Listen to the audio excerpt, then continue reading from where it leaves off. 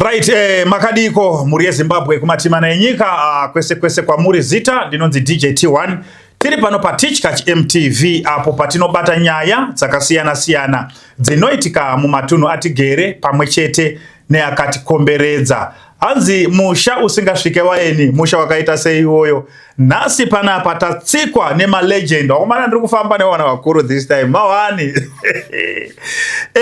Ndina regaindisataure zvichida vamwe vaigona vachingonzwa but vasingazive munhu wacho. Saka nhasi tavadainza panapa kuti vambotiudze kuti industry yemadrama, industry yemamovie yakamira sei. Right, munhu waMwari ndinokuchingamidzai makadii zvenyu. Aiwa, tinosimba. So tinokugamuchirai kuno kuTeachkach. Muri yeZimbabwe ndikuda kuti muiudze kuti munhu wandakagara naye panapa ndiani nhasi. Alright. Aiwa, ini ndinoitwa Stephen Musowe. Ndinoita mutambo yemadrama. Right. Ngoti television and drama.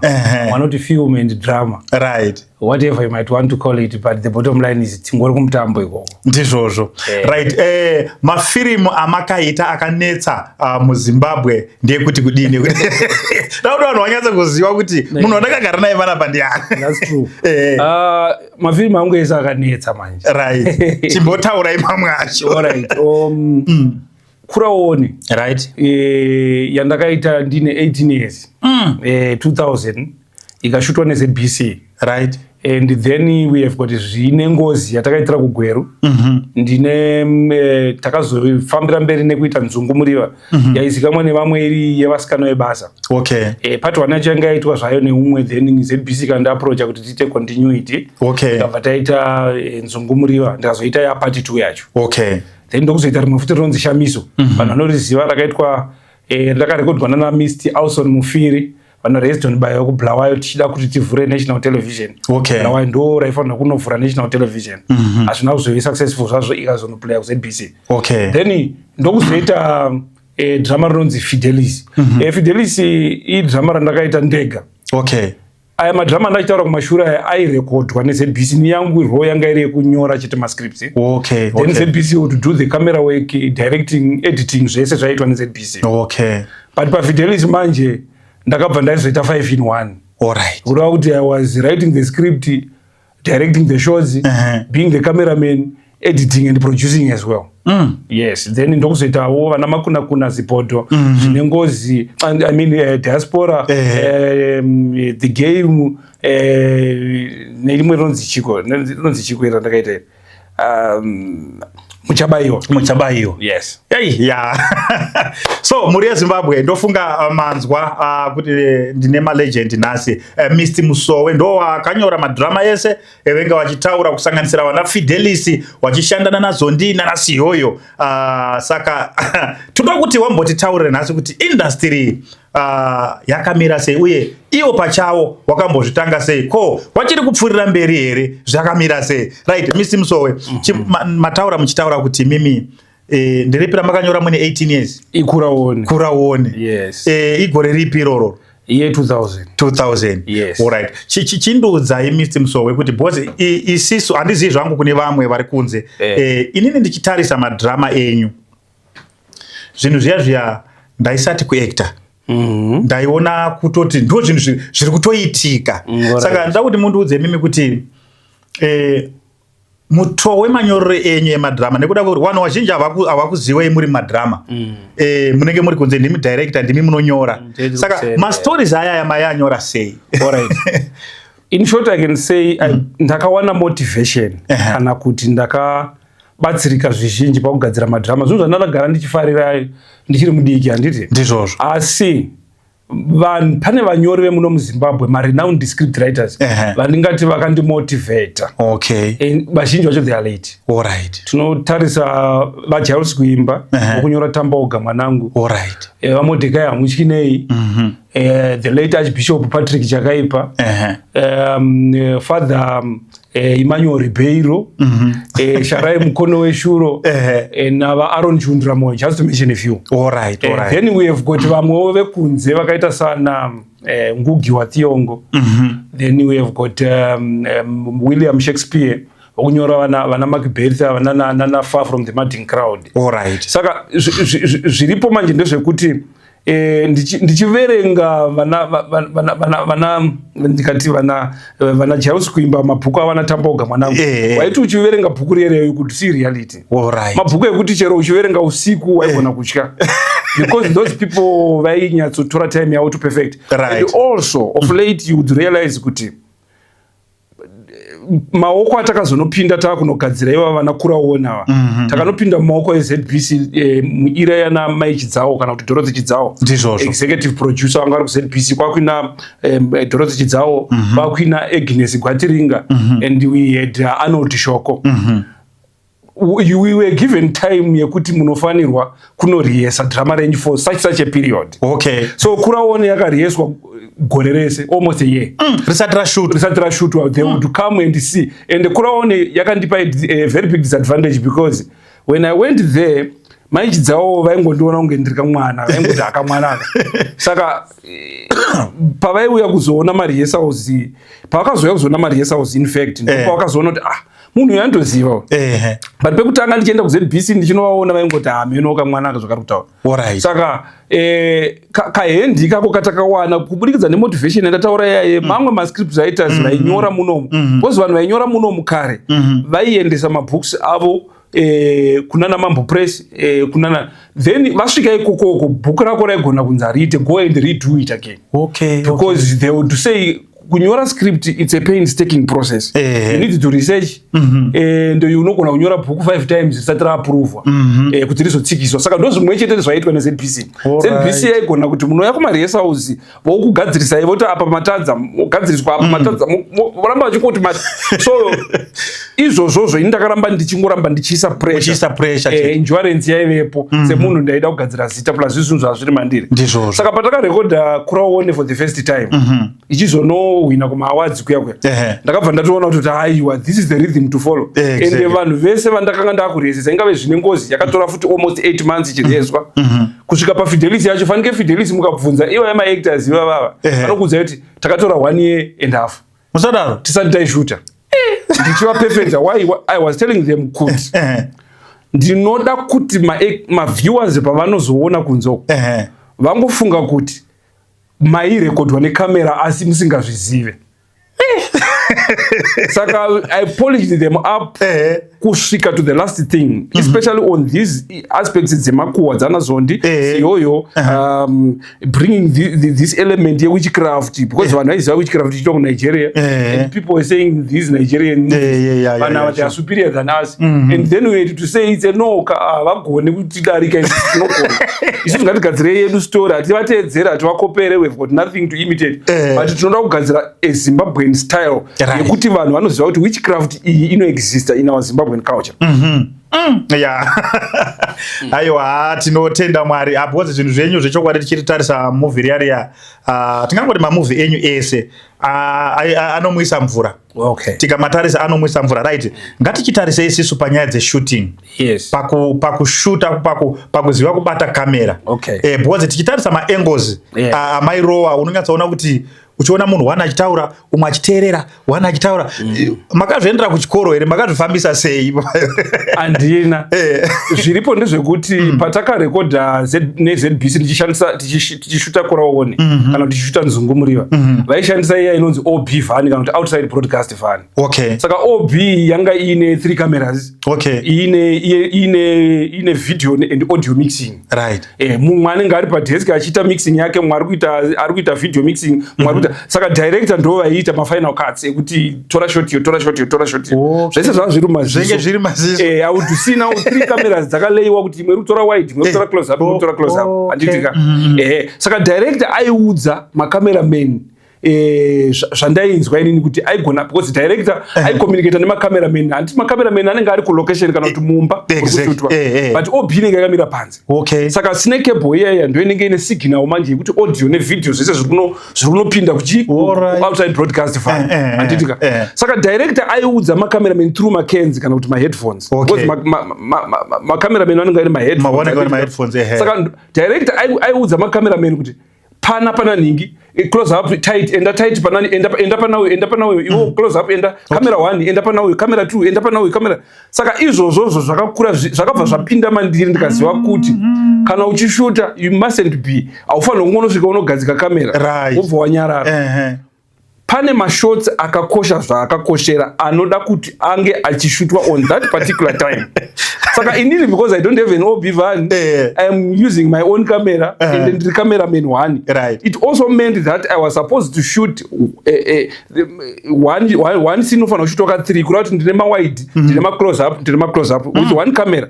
So it would also allow me kuti ma actors angu vange vachifamba ne1 dialogue. So that kana ndakuzonoiedita since I am the one who is going to baptize those scenes again with editing, I should make sure kuti pataurwa izvo nepataurwa izvo. Saka story yaigona kusinga manje musoro mangu zvoti pande ndichishuta ndakabata kamera pa ndokwanisa kuziva kuti izvo zvataurwa hazviite izvo ndichazobvisa kuediting. Uyo ndamuti ataura izvo azotaura siri izvo apa ndichazobvisa izvo. Ndokugadzirisa manje paanoita maclose up aindoti taura uchiti ndati so. Saka maangles amuri kutaura Mr. Teach akandibatsira kuti pandakanga ndichiona ZBC ichishuta ndakabva ndanyatsoziva kuti kana ndakushutawo inini ndega ndinofanira kuziva kuti kamera yangu ndinoibata so. When I zoom in ndinodai so. Pane kumwe kuzuma ndakambonzwa kupa imwe joke ndakambotaurwa navamacheso ndibhuru wangu. Saka mumwe musi akazoti tiri kudiscuss about madrama iwaya zvikanzi unoziva musoro pane rimwe vhidhiyo soro unoona rimwe drama soro kuti unonyatsoona kuti uyo munhu azuma kureva kuti kamera inooneka kudhonzeka kudai. Zvinofanira kuve swift and soft zvokuti vanhu vanopindwa nestoryline nekuda kwekushutwa kwaitwa chinhu. Ndinogona kunakidza but execution yeshooting nepost production yeediting zvikarasika zvinhu izvozvo zvinhu zvese musango. Right, ngatitarisei Mr. Musowe mamovie enyu taiona pamwe pacho maipfekera masong anoenderana nezvatiri kuona zvokuti zvaibva zvaita kakundojoinana zvokuti kana munhu uchiona zvakafanana nekuti musikana ari kuramba mukomana nekuti hana mari handitika obva tokonza aiwa una mari uri chichi handitika pamberi pacho utaona mukomana akuenda achishushikana makuru akasonga kuti nyangwe zvake ari murombo.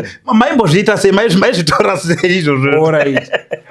Inini iko zvinezvi chandiri kuona chakuti rasikei iko zvinezvi ndechekuti because zvinhu zvezve zvinoenda neunity according to maziviro andinoita filming.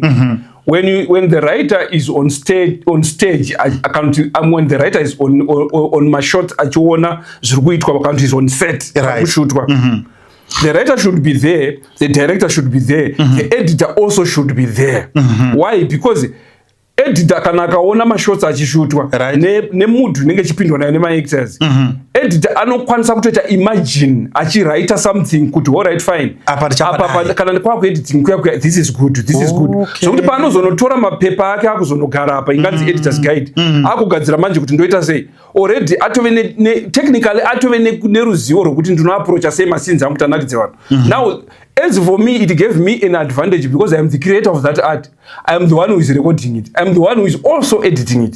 Saka zoreva kuti ndaitoziva imwe song yagonotorira ndichitoshuta so ndotoinzwa song inotorira kuti apa pari kurira the new Black Montana apo ndikadzi wemapoto so handiti like pandakashuta imwe scene yaStandazile nababa ino vachita pathways, James Chimomba akatanga kutongoringa so because Standazile ndakamuti chema akati pano nepano ndikati manje ukasachema inini kamera ndiri kudzima ende scene haisi kubuda.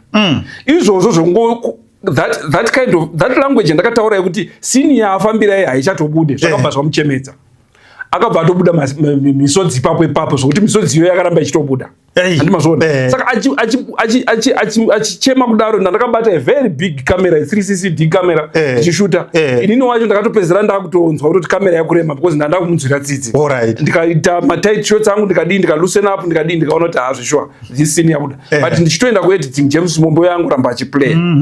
So ndo zvimwe chete nepafidelity 8 pavakazoita unity baba inona standa ndakangonzwa pane kamwe kambo kaigara kachindinakidza kudhara kakaimbwa nenonzi Holy Cross Choir kuti wakatazeki kumwoyo wami, kuti mwoyo wangu ndabatikana, maridziro aita vasikana ivavo, because vanhu vakudhara vainyatsoperfecta music yavo.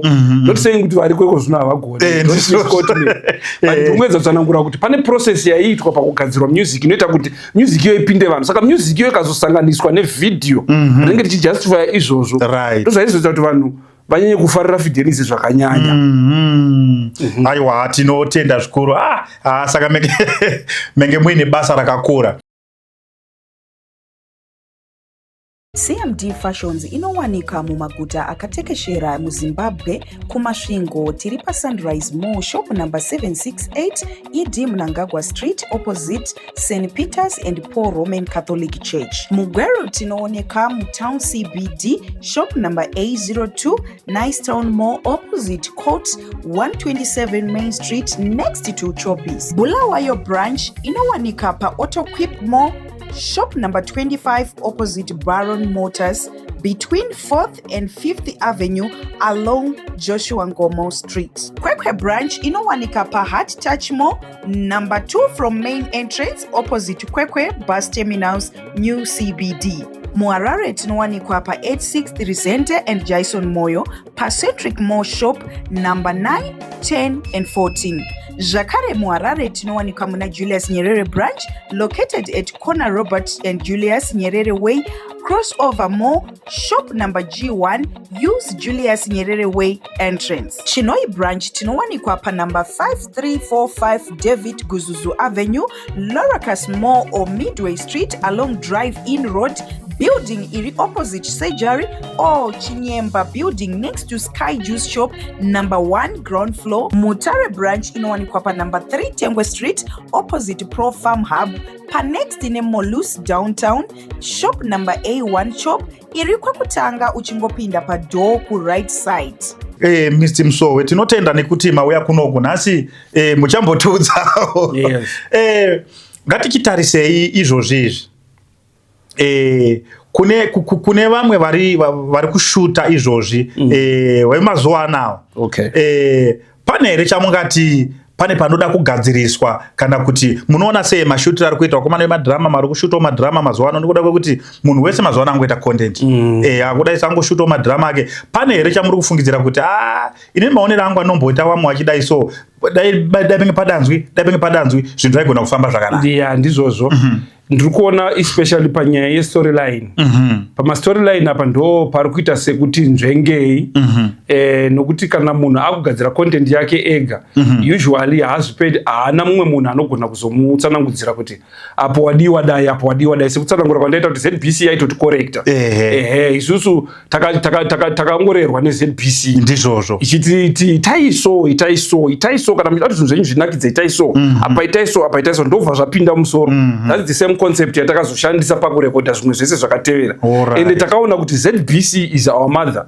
Mai vedu vatinoyamwa zamu. Why? Because madhirama edu nekuzofarirwa kwaakazoitwa nevanhu akatiradza kuti ZBC yakatimentwa tikakwanisa kuteedzera. Now when it comes to nyaya yemascripts iyoyo, tiri kuona kuti vamwe vari kuzoisa foul language mukugadzirwa kunoita art.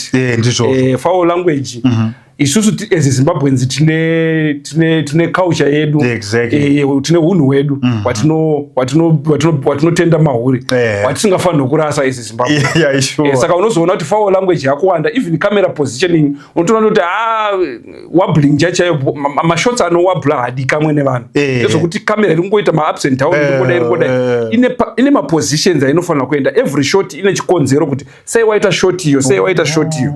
Sekutsanangudza kwamaita kuti unoona kuti pane mumwe munhu ari kutaura, pane listening shot. Listening shot yakakoshera chii, ende inofanira kunge yakareba sei, makataways akakoshera chii, anofanira kunge aripo pakuita sei.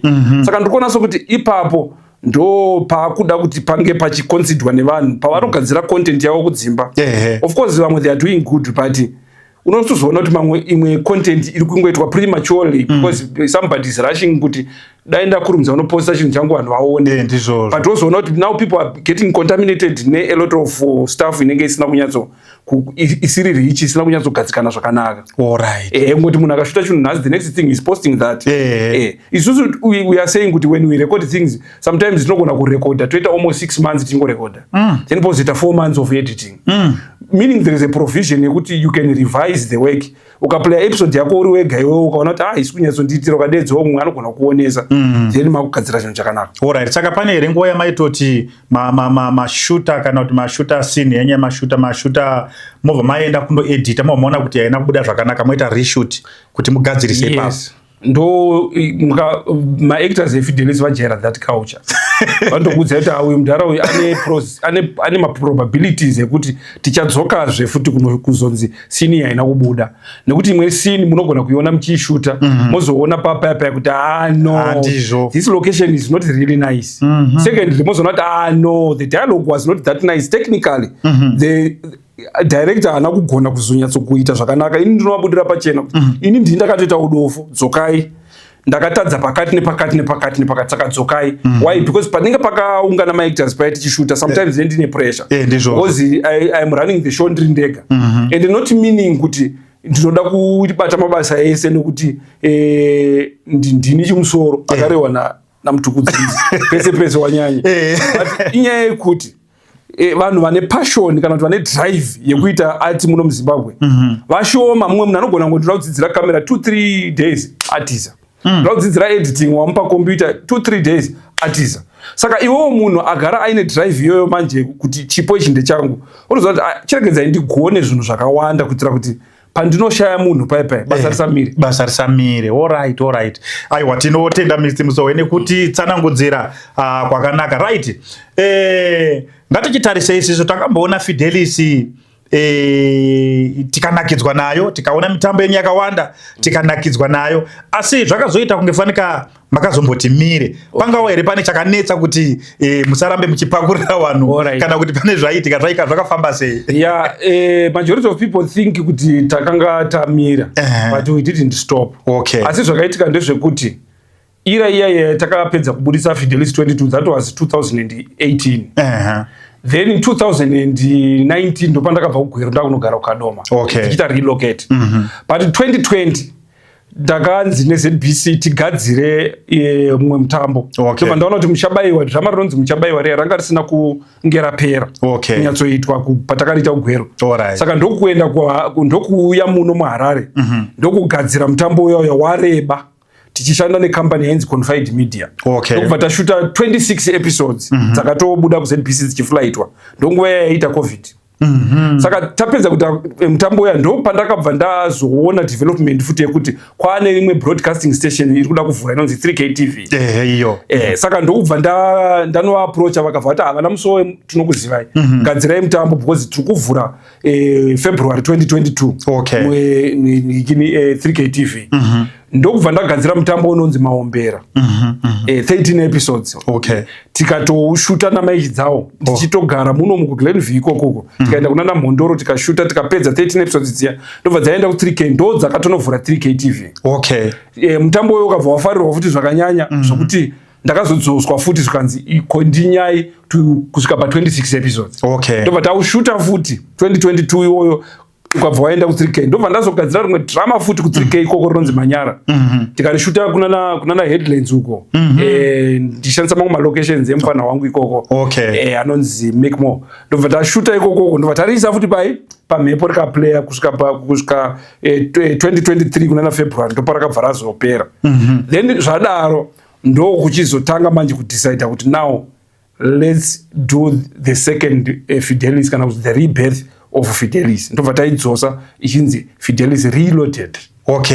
Saka kutaura kwatiri kuita kuno kuti kutaura here kuti Fidelis yakutanga futi kupfurira mberi. We cannot say atingati why, because you find kuti patakange takunana episode 22 there were lots and lots of changes. Vamwe vanhu vanga vashaika, the likes of Baba Chenai vakashaika, tete Jeni, tete vaChenai chaivo vakanga vari tete vaChenai vakashaika, tete vaFide vacho futi last of last year kutanga kwayo vakashaika futi. Then tine vamwewo vakura, tine vamwewo vatove nedzimba dzavo, vatove vanhu vakuru zvokuti kuti vachipinda vachificha paipai but takazoita Reloaded tikati ngatichitangidza story iya yakanzvenga zvokuti iri kutotangira pekutanga kutotangira pekutanga chitoti uyu ndiChenai, uyu ndinhingi, uyu ndinhingi, uyu ndinhingi asi vamwe vanhu vakagara vaine mazita avo kudhara vanga varipo, they are there. The likes of Mazi, we have got Babaino, we have got Standazile, we have got Siyoyo, we have got Zondi. Maybe he's no longer interested because I can't go poor excuse yake. Okay. I think he's no longer interested. All right. Because zvinoitika with the time and maturity. Munhu ane zvimwe zvinhu zvanombotanga achifarira. Then later on kufamba kweupenyu plus homa church doctrines. Anogona kuona kuti iko zvinezvi nepandave neage hazvichaiti kuti ndirambe ndichienda mberi kwekamera tichektiswa zvakati. All right. Saka isusu like I'm telling you, Fidelis ibrand rekuti takagadzira with all the actors. I invited all of them to join the show. But vakauyawo vakaita 10 up ndo vatakaita mix with the new blood. Let's go. Ngatipei vanhu because vanhu vari kuramba vachibvuma. Sure. Yes. All right. Aiwa tinotenda Mr. Musowe. So muri yeZimbabwe vari kukuona inhasi panapa zvichida pane vamwe vasati vakutoziva kuti Fidelis yaya yakupostwa futi. Right. Imimi Mr. Musowe makashanda nevanhu vakawanda. Nhasi tine umwe munhu akanyora movie yake kana kuti akanyora drama rake. Makasununguka here kubatsirawo vamwe anoti ndauya nechinhu changu chandakagadzira chindibatsiraiwo Mr. Musowe kuti chibude zvakanaka. That's very true. Ayo. Of late even patanga tichitanga kuita maFidelis, there were so many people vaiuya nemadrama avo. Okay. Taimashuta. Tichitomaendesawo pamhepo. Like mukatarisa iroro drama ronzi Makuna mukatoriona rakudhara racho iroro. Inini I was coming in as the producer. But rakatonyorwa nomwe anzi Proceed Manatsa. Tikatorishuta from episode 1 kusvika ku5. Saingofandawo hake achingoisawo tumari twake tikatorishuta tikapedza. Saka isusu tinongoti kune vanhu vanenge vaine maproductions avo angave arikuda kutanga from scratch kana kuti ari pakati kana kuti mumwe ari kungofunga kuti there is a provision for me kuti ndidai, tinongobatsirana. We are not experts but ruzivo rushoma rwatinaro we can always share. Ichokwadi. Yes. Aiwa tinotenda Mr. Musowe. Right, nhasi mauya panapa vamwe vangu vasingazivi kuti zviri kufamba sei. Saka tikuda kuti isisu mutiudze kuti Fidelis iri kuwanika pachannel ipi uye zvakamira sei, vanenge vachida kuiona vanoiona sei. All right. Fidelis iri kuwanikwa paYouTube. Kuchannel yedu inonzi Musowe Platinum Films TV. Ndiyo yega iriko. Vamwe vangabvunze kuti akoma madrama ekumashure vana Diaspora, Zibodo, just to mention a few including the old Fidelis. Iyo takabhenge tailoda tikazoibvisa nechikonzero chekuti mukatarisa paYouTube apo pakazara piracy. Pane vakomana vakanga vatotora maFidelis edu nemadiaspora iwayo nana Muchabayo wananani vakanga vatoloda vachizvitiwo ndo varidzi. Saka isu patakazenge takuiloda isusu takutonzi nekutora used content.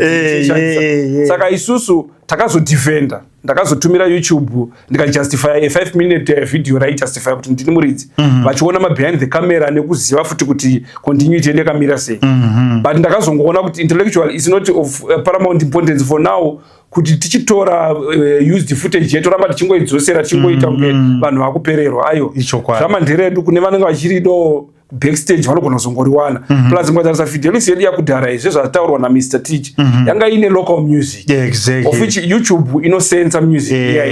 We should create our own art. Saka patakadzosa this reloaded iri paYouTube kudaro taakuisa music yedu isusu yatiri kutocreata kuti tichigadzira isusu tega pachedu. All right. Saka izvezvi mukangoenda paYouTube mukangona kuti Musowe Platinum Films TV kana ngona kuti Fidelis Reloaded munoiwana. So far pato 11 episodes. All right. Saka wana Siyoyo waripo here papa. Siyoyo haripo. Yes, haripo. Aiwa haripo. Haripo ngoti we cannot divulge the context of the storyline. Vanhu munozvionera. Alright. Zvakamira sei ine test yayo. Yakasiyana nekutanga. Yatayoziwa. Imwe iya asi still as the owners of the game tisu takaigadzira hatinyanyo kurasika. All right. Yes. Saka so ndanzwa mukitaura kuti makangoisa Fidelis chete. Ngatitarise pane mamwe here mamovie amuri kugadzira muri kuudza vatsigiri kuti no panguva yakati tichakuigirai rakati, nguva yakati tichakuigirai rakati. Zvakamira sei ipapo? Yes. Fidelis iri kustretcha apa paichiri kutanga zvayo tichazoona zvakawanda mberi but tine rimwe drama rinonzi Chikomo chemhungu. Vanhu vanowanzoziva ndichidzidzira vanhu kudzimba uko. Supu iyoyo haisati yapera.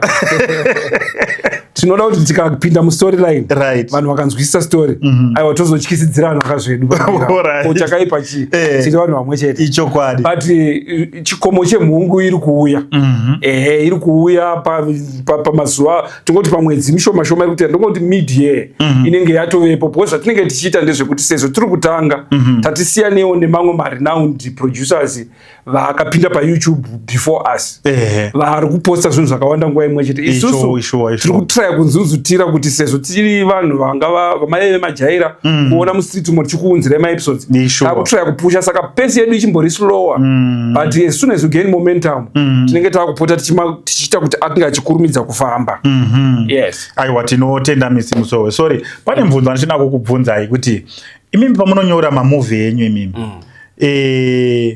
munoita sei, munotarisa upenyu huri kurarama vanhu here kana kuti zvakamira sei, zvinombobva kupi izvo zviya because manyorera munoita akanyanya udzamu hwacho hwakanyanyisa.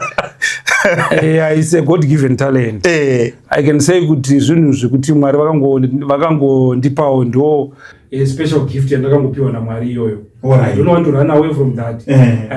Andingazviti inini ndakapenga because vanhu paunofamba munzira unonzwa achiti wakaipa pika pakudara Musowe comment section makanyanya ndiMwari because Mwari ndo vanotipa zvipo izvo zvizvi asi takudzokera pakupindura zvamabvunza I just imagine things but pandinoimagina zvinhu paipai because indine system yekuti pandinofamba muroad paipai drama rinogona kutanga kutoplaya mumusoro mangu zvokuti ndinogona kutoputika nokuseka ndiri wani nepamusana pekuti ane ndifanira masinzi anenge atopinda totoona vanhu vachitonetsana uyu arikutodai mumwe totaura zvimwe zvinhu ndozvondopedza atoseka totaurifesa akapenga uye wakuzotaura izvozvo sei kuti iwo uyu uya kutodai izvo futi uyu aikazvi kumakuroyanya imagination is very powerful ndo pandinonyanya kuona pane strength yangu zvakanyanya some people might not even know imwe secret yanga iripo ndeyekuti pandakagadzira Kuraone Fidelis yakanga yakagadzirwa kudhara because Fidelis ndakainyora ndiri grade 5 kachimori kadhirama kane almost 10 pages uzopinda Kuraone ndichienda nayo kuZBC yanga ine 700 pages so ndipandakaisa kuna maichi dzavo vakanditi mabhaibheri wayatomadiko kuno I was writing but ndakazoita reincarnate mind ndikaona kuti no, the most important thing for me since mnyato wangu brain dzangu dzichibika zvinhu zvakawanda musoro uchibhoira iko zvinezvi kana ndichienda paset nemaactors I don't go with the script because ndakavabika zvokuti vakuziva kuti kana ndichienda paset vanongobvunza chete kuti tikutakura macostumes mangani macostumes edu akamira sei ndinovapira story paset ndovapa dialogue ndovagadzirisa ipapo vachitoshuva zvikangoita pa and I have realized kuti ndo zvakaita kuti maactors angu aite sekuti zvinhu izvi zviri kutoitika because ndakavaita kuti vave relaxed zvokuti kana vachienda paset havaendi vakabata script zvokuti vanenge vachitoverenga kuti ini ndave kuzoenda kwakati zvotange munhu ari kuverenga kana ari kuudzirwa vanotaura vachishandisa mindset yandavapa kuti itai so story iyi ngaikupinde because ini ndinorezesa munhu kusvika aibva zvokuti kuzomupa masinzi ndinogona kurezesa munhu masinzi 2 chete ndozomupa mamwe 100 achimarova.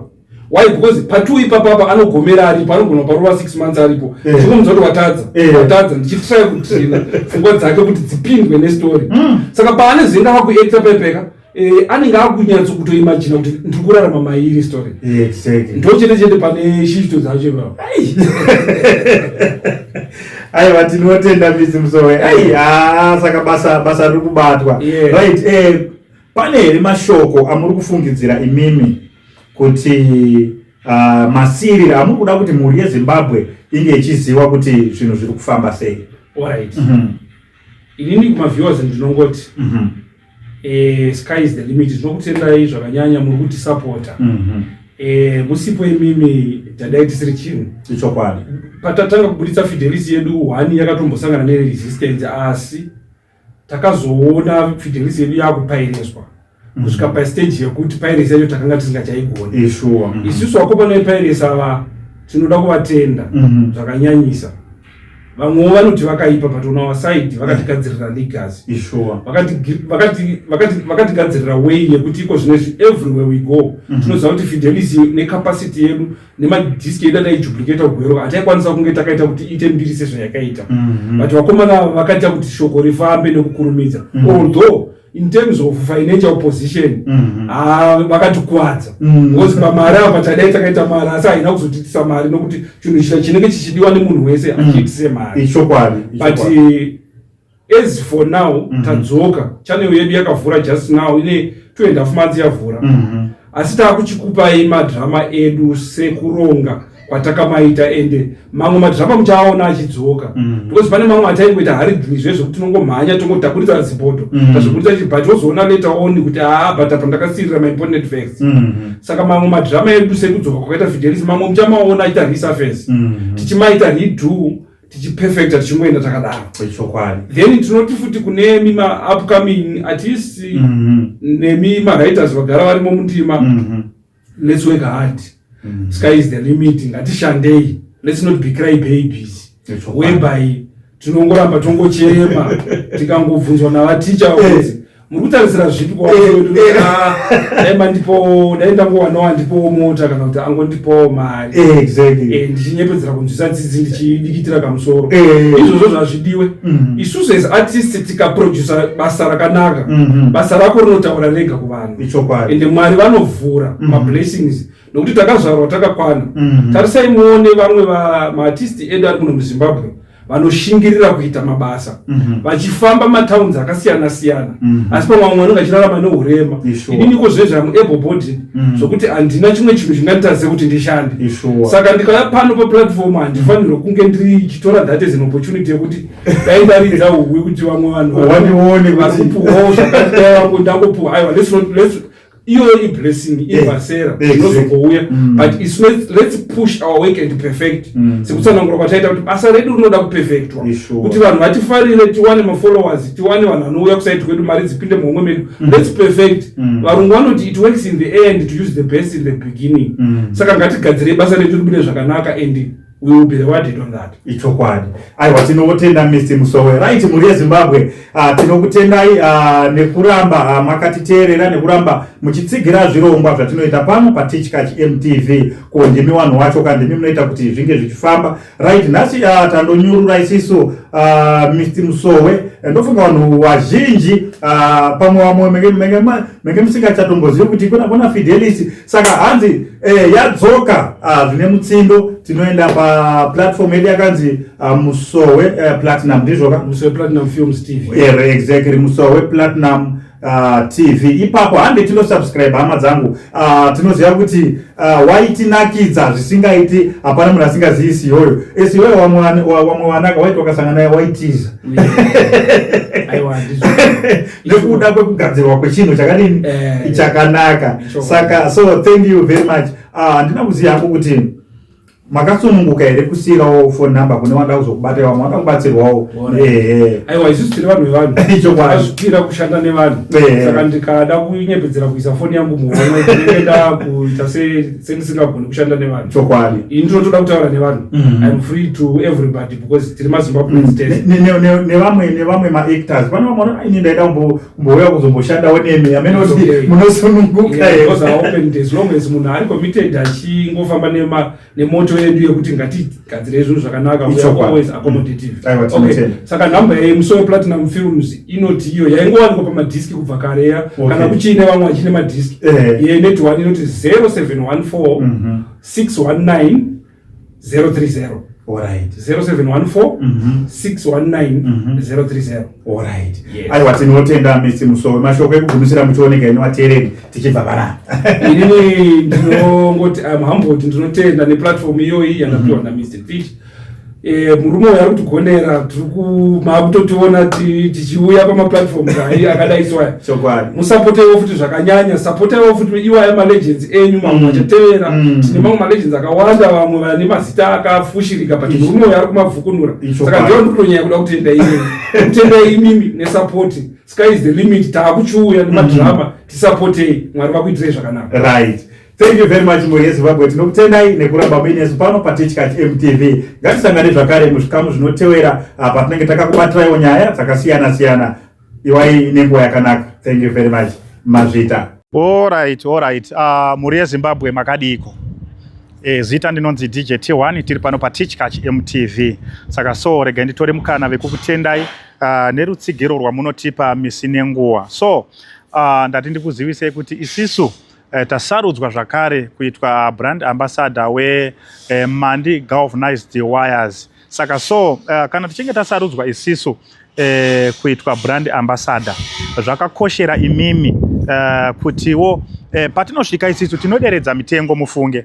Saka ipapapa zvatakutoita panapa tambocheka maprice tichiona kuti maprice akaita sei tikati aiwa no ngatimbomaderedzei. Saka Mhuri yeZimbabwe kwese kwamuri Mandi Galvanized Wires yaderedza mitengo yefenzi dzese. Saka so zvakakosha izvozvo kuti tirumbe timhanye ikoko titenge fenzi dzedu. Izvozvo zvakakoshera imimi, zvakakoshera isisu. Saka so mitengo yarohwa nechando, ndosaka isisu tauya tikati aiwa kunzi brand ambassador tinobva taderedza mitengo yo yegaraziwa. Saka kana wadasahwira wechitoro wasvika saizvozvizvi imimi zunguzika iwo hanzi rwendo rwemujecha kufambira pamwe chete nevamwe panotenga vamwe newe tengawo. My bad.